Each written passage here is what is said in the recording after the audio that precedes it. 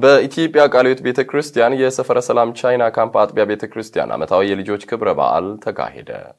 ከውጪ አሜሪካ 450,000 የጉጉት ወፎችን ለመግደል ማቀዷን ገለጸች።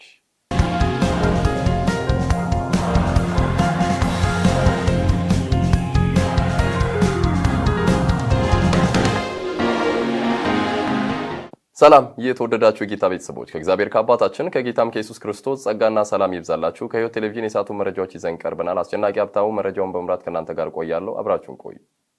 በኢትዮጵያ ቃልዮት ቤተክርስቲያን የሰፈረ ሰላም ቻይና ካምፕ አጥቢያ ቤተክርስቲያን ዓመታዊ የልጆች በዓል በደማቅ ሁኔታ አከበረች። በሰፈረ ሰላም ቻይና ካምፕ ቃልዮት አጥቢያ ቤተክርስቲያን ዓመታዊ የልጆች ክብረ በዓል መጋቢት 7 2017 ዓ.ም ለአራተኛ ጊዜ ተከብሯል። ልጅህን በሚሄድበት መንገድ ምራው፣ በሸመገለ ጊዜም ከእርሱ ፈቀቅ አይልም ምሳሌ መጽሐፍ ምዕራፍ 22 ከቁጥር 6 ላይ በሚል መርህ ሐሳብ ተደርጓል። በዕለቱ በነበረው መርሃ ግብር ላይ ከቦሌ ቃልዮት የልጆች መምህርት ሕይወት ጌታቸው የእግዚአብሔርን ቃል ያካፈለች ሲሆን ወላጆች ልጆቻቸው በእግዚአብሔር ቃል መሰረት ማሳደግ እንዳለባቸው፣ ልጆችን በእግዚአብሔር ቃል መሰረት ቀጥቶ ማሳደግ ጨምረው እንዳለባቸውም በስፋት አንስታለች። ዓላማው ልጆችን በእግዚአብሔር ቃል በሙላት እንዲያድጉና በሁለንተናዊ እድገት ለማሳደግ ልጆች በተሰጣቸው በልዩ ልዩ ጸጋ ስጦታ ብቁ እየሆኑ እንዲሄዱና የነገ ቤተክርስቲያንና የሀገር ተረካቢ ትውልድን ለማብቃትም የታሰበ ነው ተብሏል። አጥቢያ ቤተክርስቲያኒቱ ከ800 በላይ ልጆች ያሏት ሲሆን ሁሉም በየዕድሜው መሰረት ከ4 ዓመት ጀምሮ በአገልግሎት ዘርፍ እና በትምህርት እየተሳተፉም ይገኛሉ። በተያያዘ ዜና በኢትዮጵያ ቃልዮት ቤተክርስቲያን በኬሌ ከተማ አጥቢያ ቃልዮት ቤተክርስቲያን የልጆች ክብረ በዓል በደማቅ ሁኔታ ተከብሯል። በቀን 7 2017 ዓ.ም በኬሌ ከተማ አጥቢያ ቃልዮት ቤተክርስቲያን ለ14ኛ ጊዜ የልጆች በዓል ተከብሮ ውሏል። ልጅህን በሚሄድበት መንገድ ምራው፣ በሸመገለ ጊዜም ከእርሱ ፈቀቅ አይልም ምሳሌ መጽሐፍ ምዕራፍ 22 ከቁጥር 6 በሚል ርዕስም ተከብሯል። በመርሃ ግብሩ ላይ በቤተክርስቲያኒቱ የሚገኙ ልጆች ቃለ እግዚአብሔርን በማካፈል በስነ ጽሑፍና ድራማ እንዲሁም በዝማሬ አገልግለዋል። የቤተክርስቲያኒቱ ሰብሳቢ የሆኑት አቶ መድን ኃይሌ ሻማ በማብራት የእንኳን አደረሳችሁ መልእክታቸውን አስተላልፈዋል። ልጆች የነገ ቤተክርስቲያንና የሀገር ተረካቢ እንደመሆናቸው መጠን ሰፊ ስራ ሊሰራባቸው እንደሚገባ ሁሉም የሚያምኑበት ጉዳይ ነው። በዚህም ረገድ ቤተክርስቲያኒቱ ጥሩ ስራ እየሰራችም ነው ብለዋል። በልጆች በዓሉ ላይ ከ400 ያላነሱ ልጆች ታድመዋል። የሕይወት ነጸብራቅ በሚል ርዕስ በመጋቢ ካሱ ተክለ ማርያም የተጻፈ መጽሐፍ ተመረቀ። ባልደረባችን ጽጌረዳ አለሙ ተጨማሪ አላት።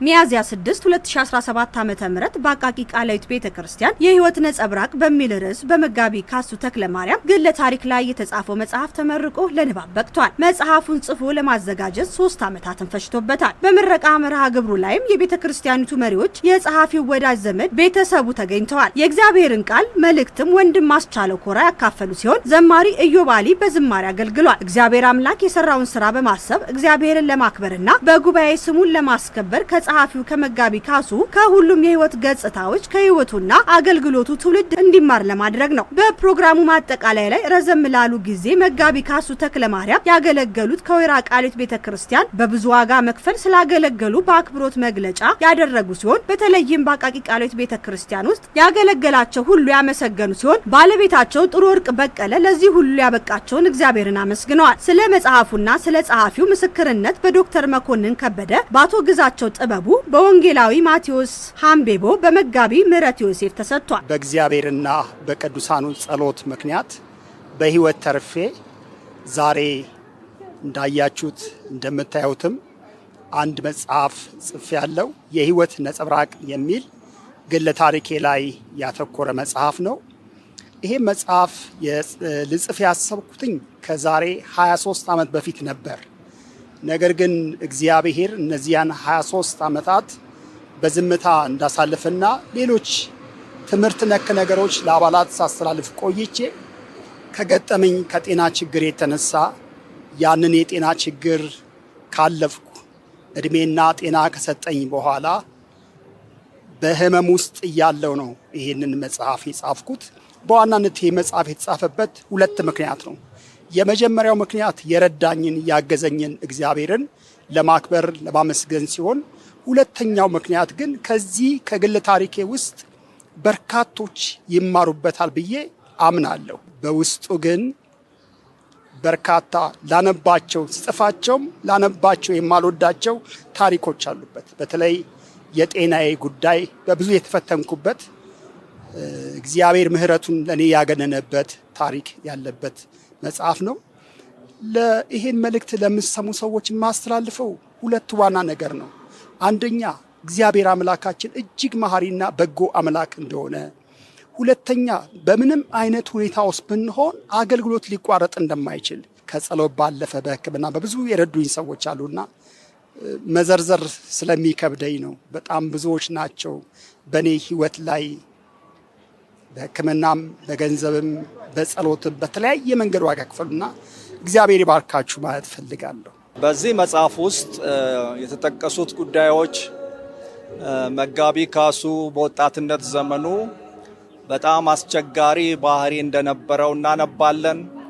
ይህንም ባህሪ ክርስቶስ ኢየሱስ ለውጦ በተለይ አሁን ከማየው ህይወቱ ትህትና የተሞላበት ህይወት፣ ፍጹም የተረጋጋ ሰውን አክባሪ እንዲሆን ያደረገው ወንጌል የኢየሱስ ክርስቶስ ፍቅር ይሄ በጣም ያስደንቀኛል።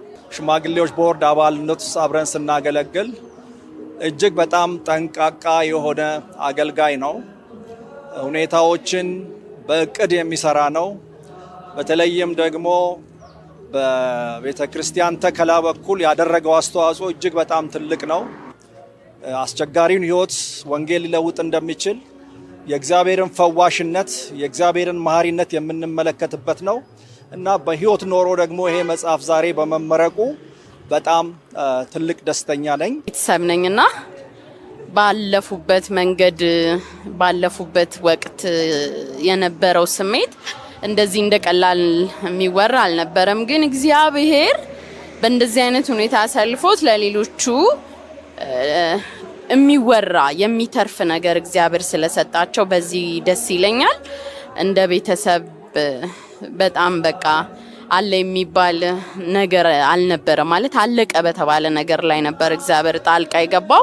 በዚህ በጣም እግዚአብሔርን ለማመስገን እንደገና በሌላ አቅጣጫ በመጽሐፍ ደረጃ ታትሞ የወጣ ነገር ስለሆነ ደስታችንን ለመግለጥ ነው። እግዚአብሔር የተመሰገነ ይሁን። በቸርቻችን ውስጥ ያሳደገን በጣም የምንወደው ወንድማችን ነው። እግዚአብሔር ደግሞ ለዚህ ስላበቃው በጣም ደስ ስላለኝ ነው። እግዚአብሔር አነሳው። የእግዚአብሔርን ቸርነትና በጎነት በሱ አይቻለው። የተበታተኑ አጥንቶች እግዚአብሔር ቃል አወጣባቸው። ያ ቃል ለሱም ሆነለት። ስጋ ከስጋ ጋር አጥንት ከአጥንት ጋር ተገጣጠሙለት። እግዚአብሔርን እጅግ አድርጌ አመሰግናለሁ። ምንድነው ይሄን የምገነዘበው እግዚአብሔር በሱ የጀመረው ስራ እንዳለና የሚቀጥለው ስራ የሚያከናውነው ስራ እንዳለ ተረድቻለሁና በዚህ በጣም ሳላደንቅ ማላልፈው ባለቤቱ ተረጋግታ ያሁሉ ደም እየፈሰሰው ተረጋግታ እሱን አረጋግታ ስልክ የምትደውልልኝ ነገር ሳስብ እጅግ በጣም ነው የሚገርመኝና የሷ ጥንካሬ በጣም ታምር ነው። ግን እግዚአብሔር ከነሱ ጋር እንደነበራየው በኢትዮጵያ ሙሉ ወንጌል አማኞች ቤተክርስቲያን ኢየሱስ ሰውን ሁሉ ይወዳል በሚል ርዕስ የጎዳና ሩጫ በሐዋሳ ከተማ ተካሄደ። ባልደረባችን ሮማን ከሊል ተጨማሪ አላት። በሐዋሳ ከተማ የሚገኙ የሙሉ ወንጌል አማኞች ቤተክርስቲያን አጥቢያዎች ህብረት ኢየሱስ ሰውን ሁሉ ይወዳል በሚል ርዕስ የተዘጋጀው የ5 ኪሎ ሜትር የሩጫ ውድድር መጋቢት ቀን 6 2017 ዓ.ም ተካሂዷል። በሩጫ ውድድሩ ላይ በሐዋሳ ከተማ የሚገኙ 15ቱ የሙሉ ወንጌል አጥቢያ ቤተክርስቲያናት አባላትና አገልጋዮች እድሜያቸው ከ6 ዓመት ጀምሮ የሚገኙ ህጻናት፣ ታዳጊዎችና ወጣቶች፣ ጎልማሳዎች፣ ወጣቶችና ሴቶች በሩጫ ውድድሩ ተሳታፊ ሆነዋል። በውድድሩ መጨረሻም በሐዋሳ ከተማ የ15ቱ ሙሉ ወንጌል አማኞች ቤተክርስቲያን ሰብሳቢ መጋቢ ታደሰ ሁሪሶ ተሳታፊዎችን በእግዚአብሔር ቃል ባርከው ኢየሱስ ሰውን ሁሉ ይወዳል የሚለው መልእክት የሩጫው ዓላማ መሆኑን በመጥቀስ ለሰዎች ሁሉ ይህን ታላቅ መልእክት የማስተላለፍ አደራ ከሁሉም እንደሚጠበቅ መልእክታቸውን አስተላልፈዋል። መረጃውን ከቤተክርስቲያኒቱ ማህበራዊ ድረገጽ አገኘ ነው። ውድ ተመልካቾቻችን መረጃዎቻችን አሁንም እንደቀጠሉ ናቸው። አሁን ደግሞ ከውጭ ምንጮች ወዳገኘናቸው መረጃ እናልፋለን። አሜሪካ 450,000 የሚጠጉ የጉጉት ወፎችን ልትገድል መሆኑን አስታወቀች። ባልደረባችን ሮማን ከሊል ተጨማሪ አላት።